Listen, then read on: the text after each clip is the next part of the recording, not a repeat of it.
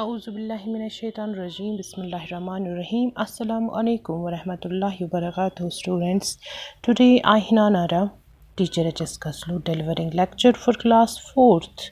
Subject is English. Date is 16th August 20 and the topic is grammar.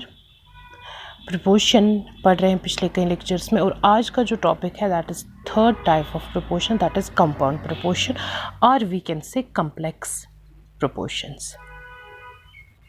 ठीक है, आज का जो टॉपिक है दैट इज़ कंपाउंड प्रपोशन. इसको हम कम्प्लेक्स प्रपोशन भी कह सकते हैं. पहला हमने पढ़ा सिंपल प्रपोशन, उसके बाद double proportion and now third one is compound proportion.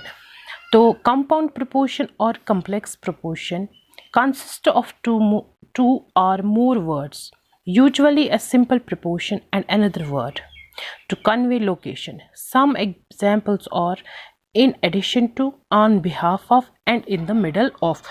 Complex जब word आएगा तो it means ये specific है, किसी पर्टिकुलर चीज़ के लिए यूज़ किया जाता है, आमतौर पर ज़्यादा यूज़ नहीं करते हैं. तो इट कंसिस्ट्स टू और मोर वर्ड्स और वी कैन से टू और more propositions, usually a simple proposition and another word, two और मोर वर्ड्स. तो यहाँ पे सिंपल प्रपोशन भी यूज़ होता है और एक अनदर वर्ड भी इसके साथ यूज़ हो जाता है जो हमें दिखाता है कि इसकी लोकेशन क्या है या इस किसी चीज़ के बारे में एग्जैक्ट हमें बताता है. फॉर एग्जाम्पल सम एग्जाम्पल्स और in addition to, on behalf of and in the middle of. These are compound proportions. These are the examples of the compound proportion. Now हम इन चीज़ों को अब सेंटेंस में इस्तेमाल करेंगे.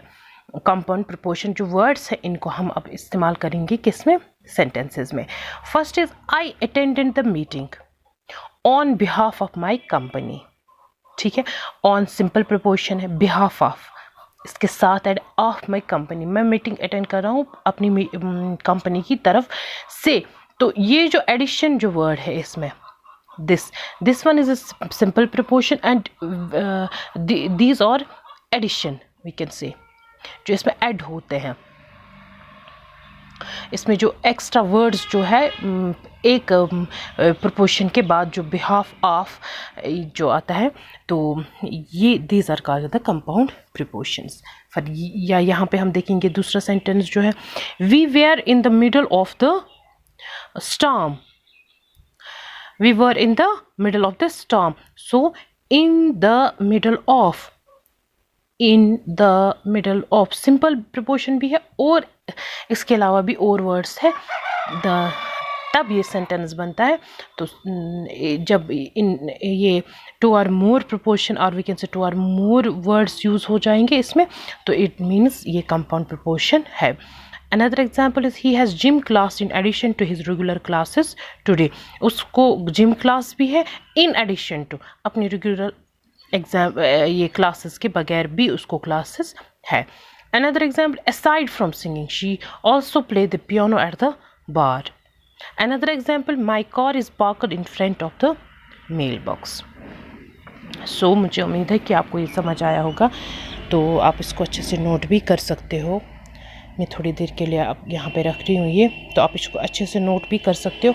तो ये थर्ड प्रपोर्शन है. अभी इसके और पार्ट्स हैं वो हम इंशाल्लाह अगले लेक्चर में पढ़ेंगे. तब तक के लिए अल्लाह हाफिज़, बाय.